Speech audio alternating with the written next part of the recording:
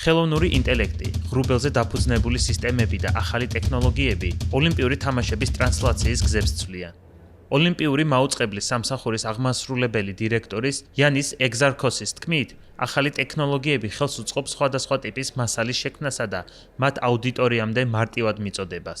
მისი თქმით, ცვლილება განპირობებულია იმით, თუ როგორ იყენებენ ადამიანები მედია საშუალებებს. გულშემატკივრები ოლიმპიურ თამაშებს ახლა ხშირ შემთხვევებში ტელეფონით ადევნებენ თვალს.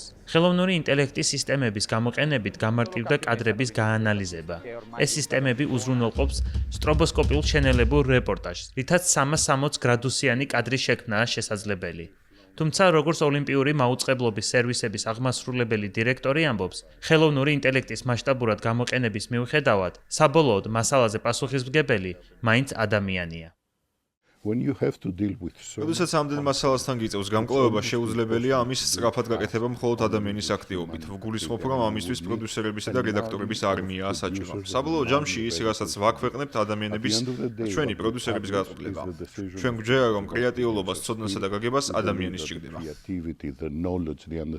მიმდინარე ზამთრის ოლიმპიურ თამაშებზე ასევე შეიცვალა ინფრასტრუქტურა, რომელიც გაშუქებისთვისაა საჭირო. ადრე თამაშების ადგილას დიდი სამაუწყებლო აპარატები უნდა დამონტაჟებულიყო.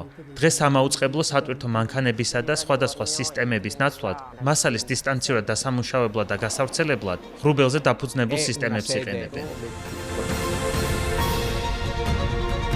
დრონების საშუალებით კი გულშემატკივარი შეჯიბრებებს უფრო ახლოდან ადევნებს თვალს. ჩვეულებრივი სამაუწყებლო დრონებისგან განსხვავებით, FPV დრონები, რომლებიც უფრო პატარა და სწრაფია, იმას ასახავს, რასაც სპორტსმენი ხედავს.